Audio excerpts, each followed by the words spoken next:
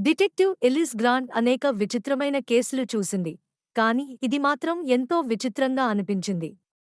ప్రముఖ మిస్టరీ రచయిత జూలియన్ మార్ నుండి వచ్చిన ఆతురతభరితమైన కాల్తో ఈ కేసు ప్రారంభమైంది.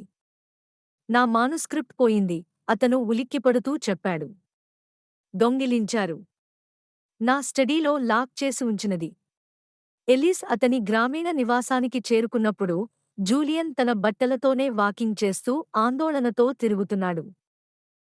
చివరి అధ్యాయాన్ని పూర్తి చేస్తున్నాను అని అతను చెప్పాడు. బయటికి కాస్త తిరిగి రావాలనుకుంది. తిరిగి వచ్చేసరికి సేఫ్ ఓపెన్ అయి ఉంది. మానుస్క్రిప్ట్ మాత్రమే మాయమైంది. ఎల్లిస్ గది పరిశీలించింది. బలవంతపు ప్రవేశానికి ఎలాంటి ఆధారాలు లేవు. కిటికీలు లోపల నుంచి లాక్ చేసి ఉన్నాయి. స్టడీకి తాళం ఉన్న ఏకైక తాళాన్ని జూలియన్ మెడలో పెట్టుకున్నాడు. ఇక్కడ ఇంకెవరున్నారు అని అడిగింది. నా అసిస్టెంట్ లిలీ మరియు తోటమాలి టామ్. లిలీ తన గదిలోనే ఉంది. టామ్ ఎప్పుడూ బయటే ఉంటాడు. మరెవరూ ఇంట్లో లేరు. ఎలిస్ వారిని విడివిడిగా విచారించింది. లిలీ శాంతంగా ఉన్నప్పటికీ కొంచెం కోపంగా కనిపించింది. నేను దొంగిలించను. మొత్తం టైప్ చేసినది నేనే. ఎండింగ్ కూడా నాకు తెలుసు. టామ్ మర్యాదగా మాట్లాడినా నొప్పిగా ఉన్నట్లు కనిపించాడు.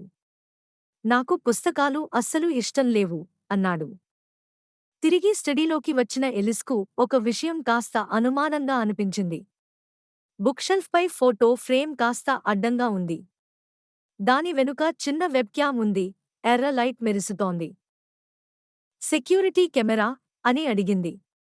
జూలియన్ కొంచెం ఉత్కంఠగా నవ్వాడు. నా పబ్లిషర్ ఒత్తిడి పెట్టాడు. భద్రత కోసమే. అన్నీ రికార్డ్ చేస్తుంది. ఎలిస్ ల్యాప్టాప్లో కెమెరా ఫుటేజ్ను ప్లే చేసి ఫార్వర్డ్ చేసింది.